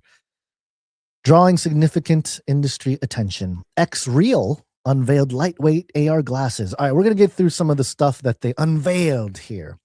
Last week, the Augmented World Expo conference took place in Long Beach. It's the world's #1 XR and AI community, helping connect, educate, and enable commercial growth and market adoption for 5,000 plus companies and 80,000 plus professionals in the ecosystem. There were so many exciting innovations on display with products spanning robotics, wearables, physical AI, plus groundbreaking realms of augmented reality, AR, mixed reality. That's what it was, MR, mixed reality and virtual reality. So AR is augmented reality, where you have this layer of augmentation on top of the physical world. And if you look at today's artwork, I created an augmented reality layer where, Basil and I are on this enchanted canary flying over a dystopia.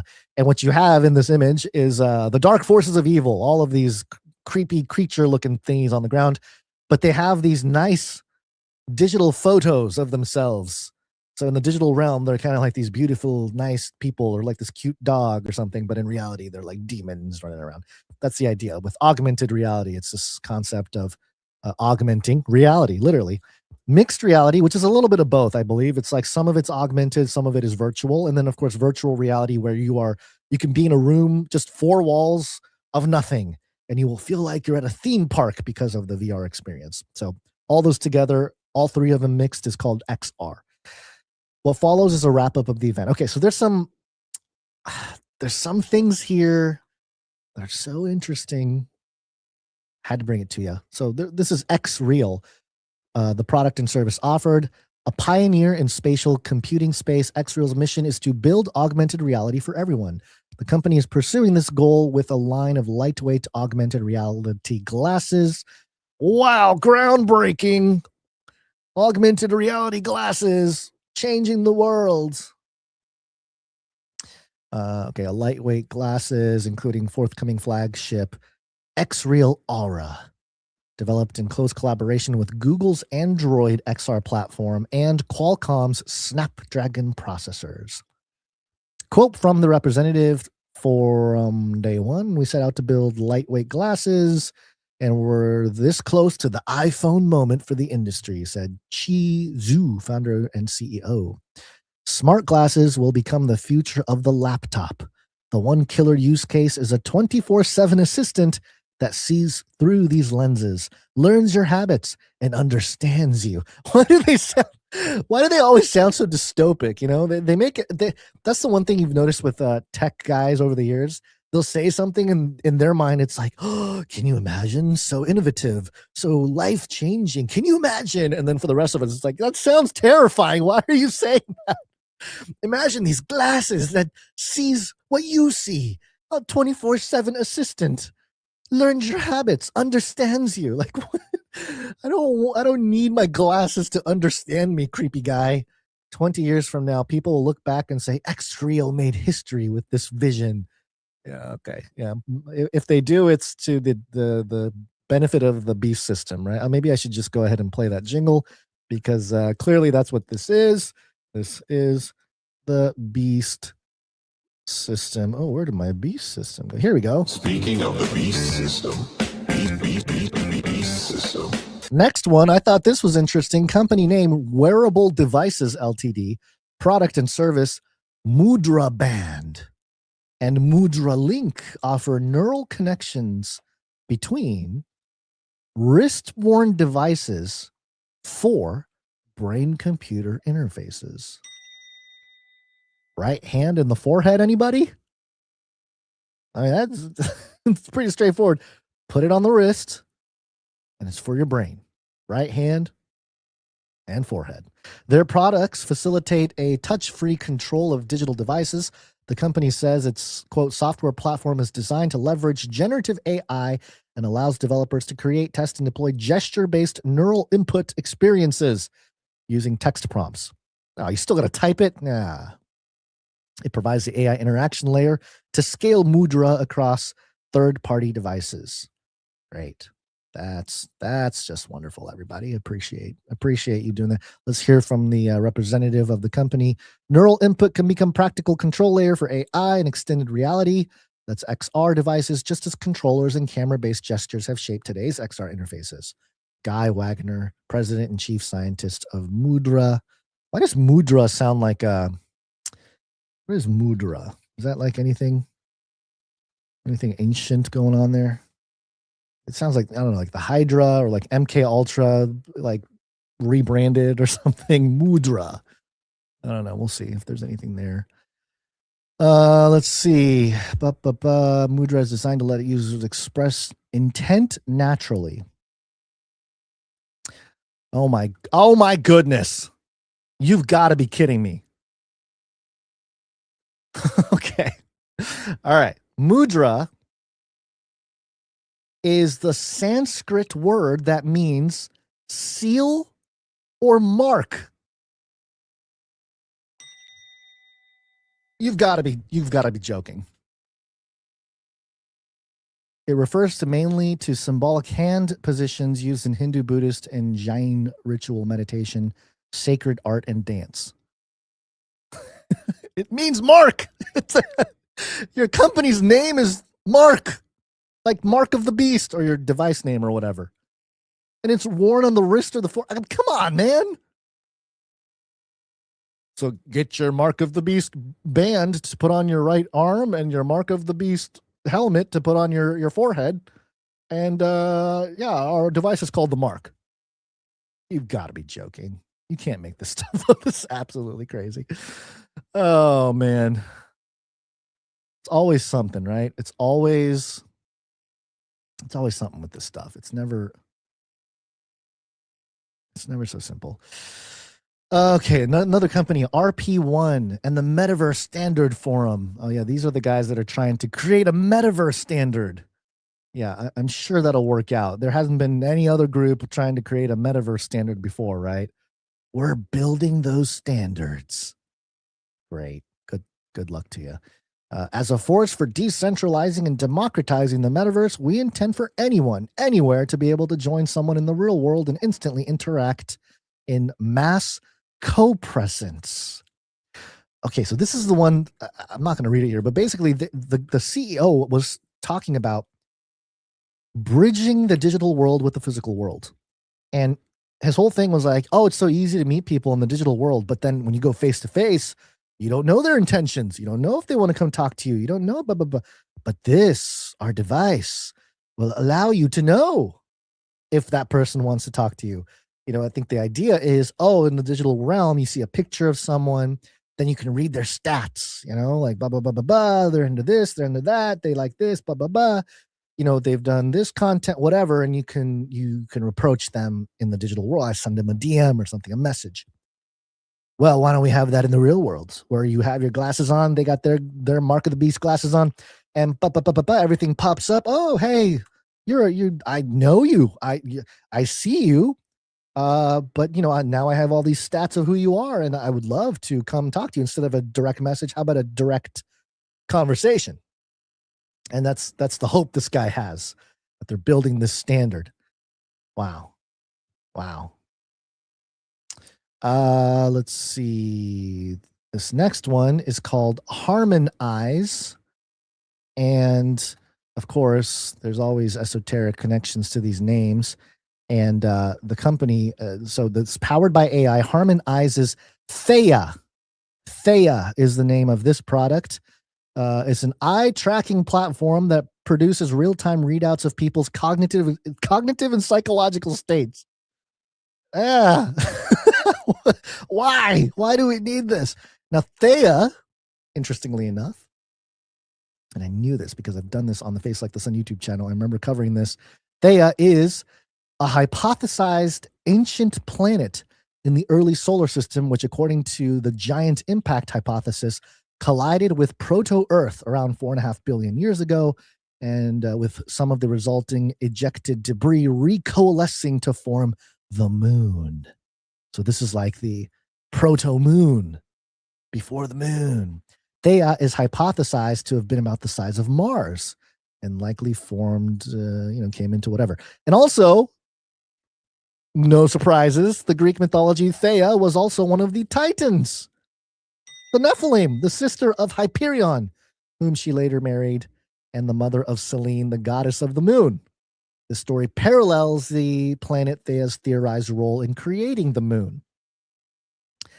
So, yeah, an ancient Nephilim giant that also might be the origin of our moon is gonna read your eyeball and tell you your cognitive and physiological states. What could go wrong? What could possibly go wrong, anybody? It is meant to assist with determining fatigue and mental readiness, particularly in taxing professions such as long-distance driving. A boon for training and simulations, the tool can infer the brain's capabilities in any given moment. Man, I didn't do that last mile because I was exhausted. Let me Theia your brain. Let me see your eyeballs. Let me read your brain's cognitive and psychological state. You're lying. You still had 3.2 gigawatts of energy left in your body. You slacker. Quote, this is from the representative. Together we are giving XR teams something neither of us could deliver alone, a real-time understanding of our users' cognitive state from Theia, shown alongside the behavioral insights Cognitive 3D already captures, so teams can see how their cognitive state maps to the specific tasks and decisions in a session, said Adam Gross, CEO and co-founder. That's definitely Gross, bro. And Adam, of course, the first man. We see it as a foundational step toward making cognitive performance intelligence a standard part of how high-stakes training is validated. All right, there it is. Next one, Chameleon Studios, an immersive virtual reality experience that teaches underprivileged youth the practical career skills of electrical theory and hands-on problem solving through the video game The Castle, set in the realm of Frankenstein.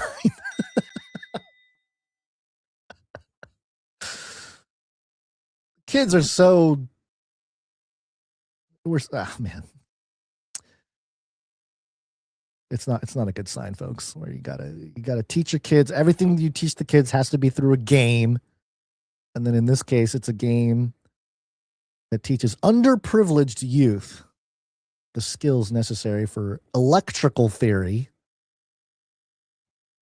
Because we're going to need the worker bees to maintain the beast system here. We can't let the grid go down. So you got to get all the poor people, get them all plugged into making sure all the stuff is working for us slaves. Quote from the representative, quote, "This is a love project designed to help kids envision electrical concepts taught through story-driven environments," like the Frankenstein. Oh yeah, the ultimate horror story of genetic and alchemical experimentation. Managing partner Cecil Colvin said, "Imagine a man named Nigel Kupferman, enthralled by the book Frankenstein, who uses his fortune to buy a castle and reenacts the experiments. This is where our player enters. Nigel offers auditory guidance as players solve basic electrical problems grounded in real theory. The heart of the matter is that so many American students have a hard time succeeding academically. Percentages vary, but roughly 1 in 10 kids don't graduate high school. And of those who do, many shy away from STEAM topics simply because they don't understand it. That's exactly what we're trying to solve." Great, thank you.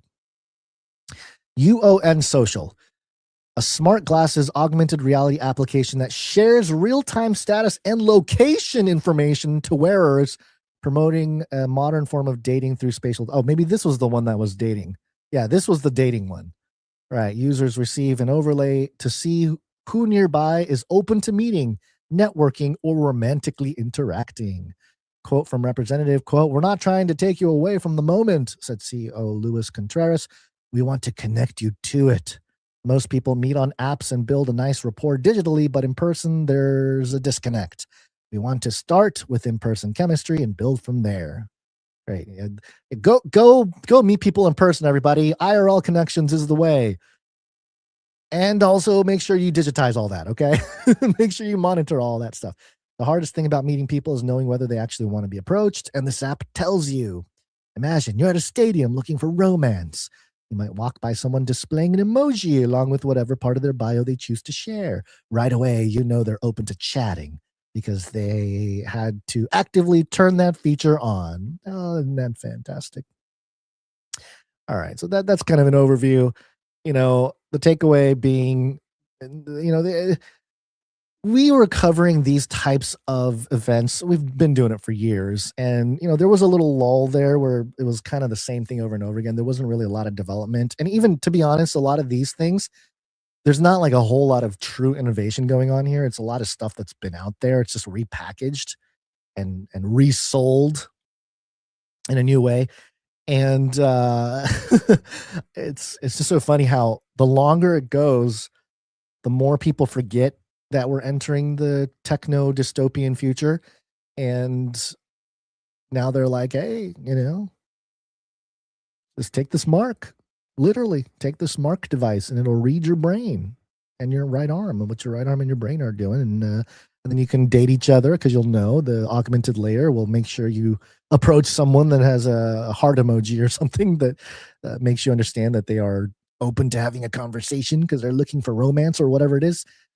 The tech layer is not going away. It's only going to get deeper and more embedded.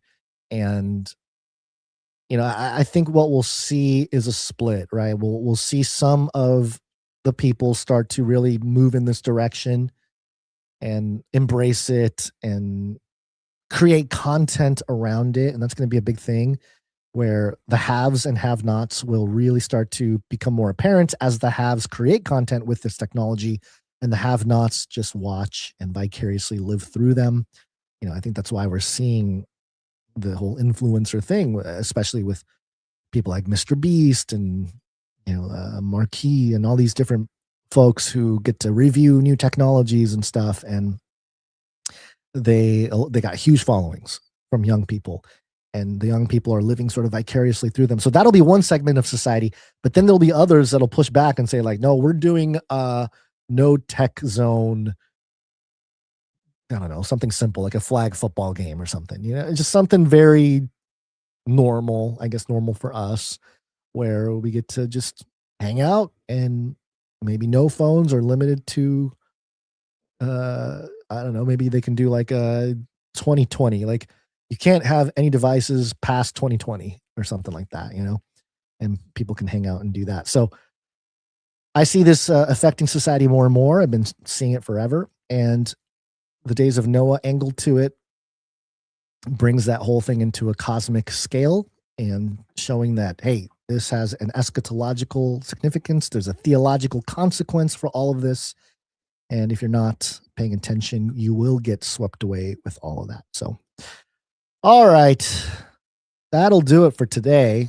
Again, producers of all ilks, thank you. Appreciate all of you, whether you're coming in as an executive producer, a normal producer, a recurring producer, or a brand new producer. We will thank you all publicly on the next episode. We'll get through all that.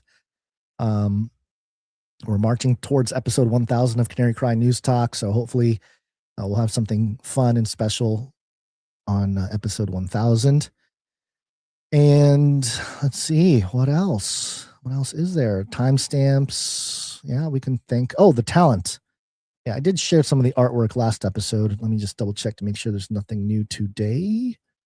Oh, there's something here. Let's see what it is. Let me take a peek. If it's artwork, I can share it now. All right, let me share. Let me share this one. Okay.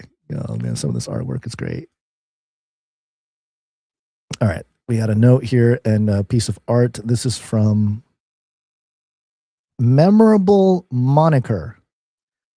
And let me pull up the image real quick here. Give me 1 second as I get into my folders and look for the asset. The name of this picture is, "Have you had your cup of awe today?" And this goes along with a speak pipe. So let me pull up a speak pipe message from the Memorable Moniker. Here it is. Hi, Canarians. Producer Memorable Moniker here. I could not get past my anxiety to do some artwork to produce the show today. So I decided to come in with a prayer. So, dear Heavenly Father, thank you for this day that you have given us. Thank you for our life, health, and our strength. I pray, Lord, that today's show message falls on deft and discerning ears.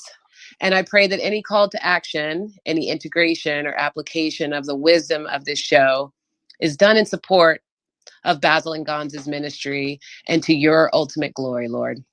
In the name of Jesus, amen. Amen. Love what you guys do. Keep up the good work. And thanks. Bye. Oh, I appreciate that. That's awesome. That's really cool. I like the prayers coming in. That's really awesome. I appreciate that. Memorable Moniker. Very cool name. Okay, so let me so the note says this goes along with the prayer in which I stated I would not be Okay, so here's the art for those of you just listening. It is it's like a 3D image. It's AI, but it's a 3D type of canary with large googly eyes. And he's got this very fancy robe on. Very fancy robe. And he's got a big old cup of coffee. And the coffee is labeled Cage Rattler Coffee, established 2025. It's got a newspaper next to him, so you know he's legit. And you can see how the headline in the newspaper, you can read part of it. It says "Wake Up Time." So somebody who's well in the know. And this canary is taking a sip of awe because within the coffee is the spiraling galaxy and stars and planets, and it's just incredible. And so, yes, a little sip of awe. This is fantastic. Memorable Moniker. I love this. I know Basil will love it too. This could be its own ad, I think. Cup of awe. So appreciate it. Thank you so much. This is the kind of art that I love here. And look, we fought the AI art battle, but I think now it still requires a creative mind to put together AI art. So, you got to know how to prompt. You got to know how to come up with the idea. And it's just really, even some of the elements. So appreciate it and keep them coming. I like the art. The art also, it's something, Basil doesn't mention this, and maybe I'll start mentioning it more, but get an X account. You can get it for free. You don't have to do the paid account. Get an X account or whatever social media, if you're on Facebook or if you're on whatever, and share it. Share your art. Tag us, tag the website, whatever it is. But if you guys make content, it's not just for us to use. You can use it yourself and get it out there, and that's sort of the compounding effect. If everybody does that and people grow their own accounts in these social realms, it all it's a win-win situation. You get your stuff out there, and that'll help us as a show get out there, and it's a little bit more organic than trying to like buy ads or something like that. So yeah, I encourage you to share it yourselves, and we might share this image. Cup of awe. I like that. This is really on point. I think my favorite part here is that if you look real close, on the tip of the beak of the bird is like the little drips coming off of the, obviously this bird stuck its beak into the awe, and it's it's dripping off of the tip of the beak there, and it's creating the ripple effect on the surface of the awe coffee, which also is a reflection of the spiral galaxy. Ooh, see, it all connects, folks. It's all just one big fractal, So even within the little details, there are hidden truths. So there you go. Thank you, Memorable Moniker, for both the prayer and the art. Encourage more of you to do that. Go to canarycry.art and submit it, and we will share it. And we encourage you to share it on your own platforms as well. And let's see, what else is there? Did I say timestamps? I think I got this. Did I already do timestamps? Now I'm losing my mind. Jade Bouncerson did timestamps. Yep, she did timestamps last episode. Thank you, Jade Bouncerson. Timestamp. It's hard work. Timestamp. I encourage people to do reviews. Go to whatever podcast player that you use and leave a rating and a review. That really helps us out as well. And I think I might be still doing that thing where you take a snapshot and you email him the picture, and you might win some extra stuff there. I'm not 100% sure on that. Either way, get the review out there, because it'll take a few days for it to populate anyway, and then we'll get back to you on Monday whether that competition is still going on. But regardless, you should do it anyway, because it helps out the show. So I appreciate people who do that. Meetups. I don't think I saw a meetup report from the Netherlands, right? From last episode or a couple episodes ago. But certainly if you would like to put a meetup together, do that. Go to canarycrymeetups.com and you'll see all the instructions on what to do. Norway. That was last weekend on Sunday. Trondheim with Dame Madeline. I don't know if that actually took place, but if you have a idea to run a meetup locally, choose a location, figure out a date and time, make a flyer, or we'll help you make one. Email us, and then we will tell everybody about it. We'll put it on the website and see if people show up. And don't be afraid to show up. In real life, IRL meetings are the way to go. It's how we're going to really continue to grow the community organically and not through paid promotions and all this kind of nonsense out there. So appreciate those of you who are participating in that. If Dame Madeline is listening, if that meetup did happen, we'd love to hear a report. That's another thing you can do. You can record a report there with just a quick video recorder or audio recorder, and you can let us know, and we'll play that as well. Okie dokie. Anything else that I can think of here? I don't think there's anything much else other than to share the show. Kind of been rambling about that already, but just go out there, grab people by the cage, tell them about the show, shake them. The end of the world occurred pretty much as we had predicted. I want to shake things up, stir up some controversy, rattle a few cages. Hey, stop that! You'll never silence me. I'm the last angry man. Leave the bird alone. Never. Rattle a few cages. Rattle a few cages. Human race will have every opportunity to improve. And if they don't? Ask Noah. Yeah, I see some people in the chat here. Germ saying should be the name of the new roast, A Cup of Awe Roast. Sir Ike, I think we got a new name. I think the memorable moniker created a memorable name for the next line of coffee from Cage Rattler Coffee. Which, by the way, go to Cage Rattler Coffee. I forgot to actually mention that after all that. Go to Cage Rattler Coffee. It's a parallel economy. This is not our product. It is a product of one of our producers. But you support Cage Rattler Coffee and get yourself some coffee. Support them, but also that supports us a little bit. So it's a great way to support the entire ecosystem while getting coffee. I think it's a brilliant way to support the show. So go do that if you have not. Oh, I forgot the text message alert system too. Yeah, good. Do that. Do the thing. Text the word Canary to 877-740-3226, and we will send out a text message whenever we go live. And we will not sell the list, and we will not abuse the list. So there you go. All right, everybody. See you guys next week. I don't know if Basil is going to do his show tomorrow, but otherwise we'll see you on Monday. God bless. And remember, think outside the cage. Remember, reality is an illusion. The universe is a hologram. Buy gold. Buy!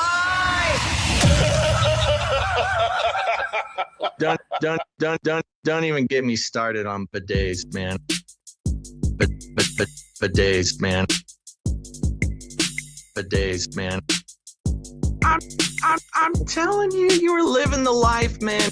Bidets, man. Straight to jail, straight to jail.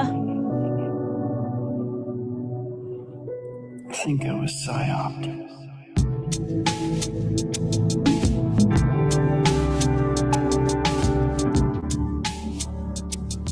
And not your heartbeat trouble. You believe in God. Believe also in me.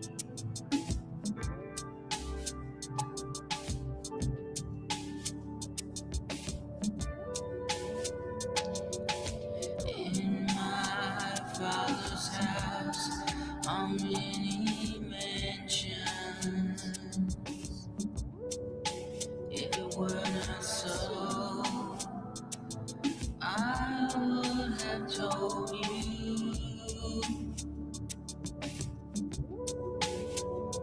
I go to prepare a place for you.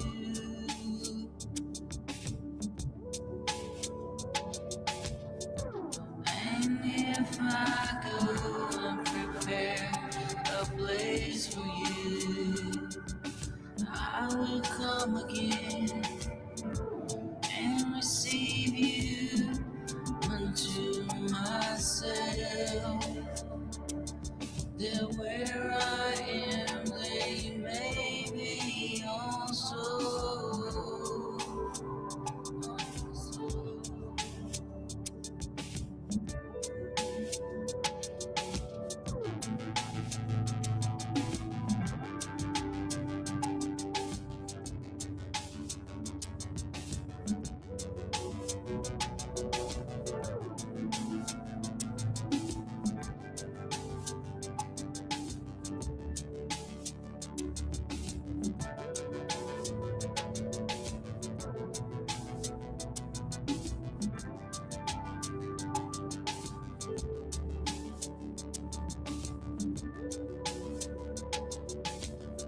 I've ordered more pills than anyone in the world.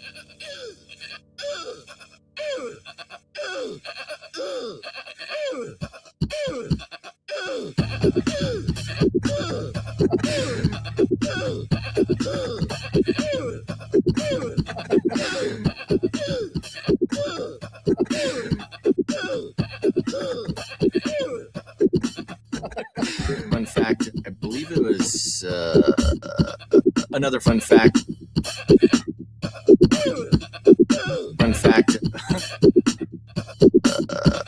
Another fun fact. Brings me back to my Screamo days.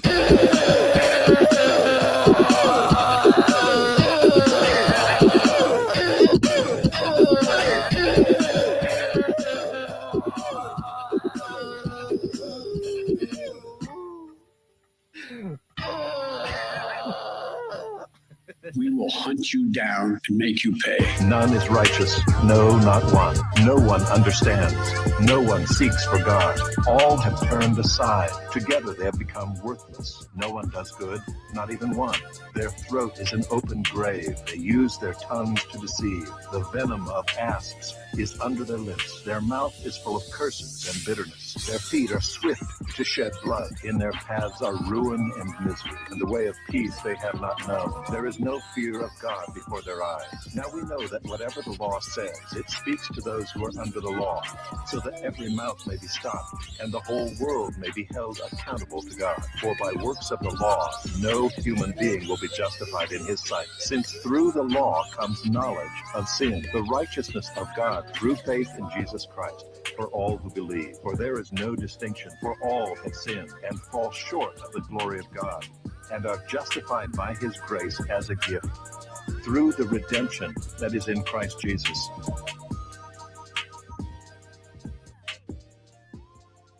Behold, there was thunder and lightning upon the whole earth, and all the foundations began to shake.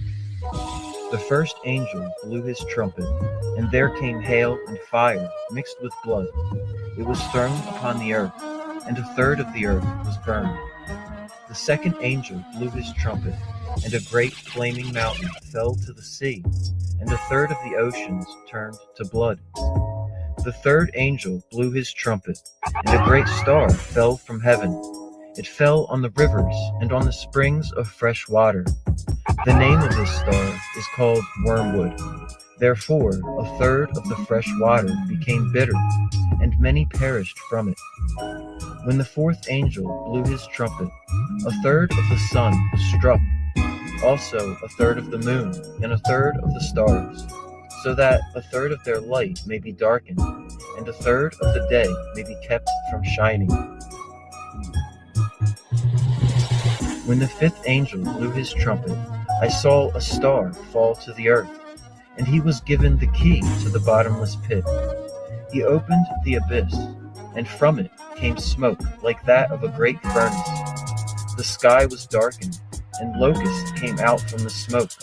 They were told not to harm the earth, but only those who did not have the seal of God.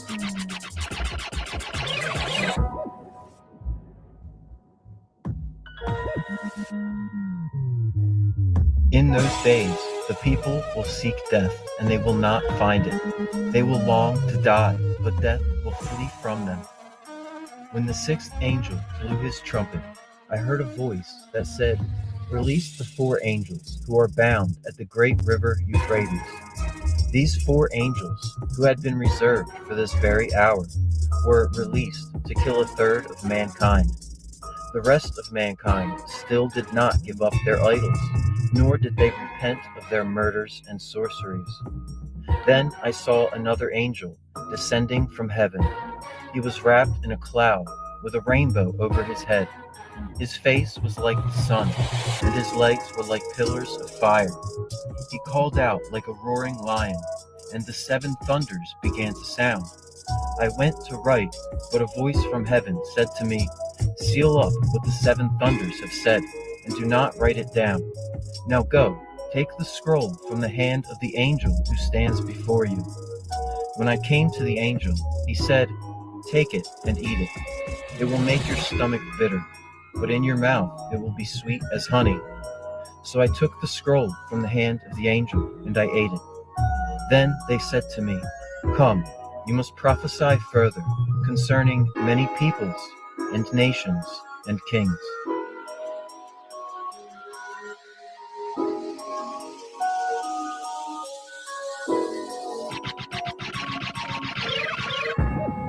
Value for value. We take no money from corporations, commies, or cartels. Canary cried out,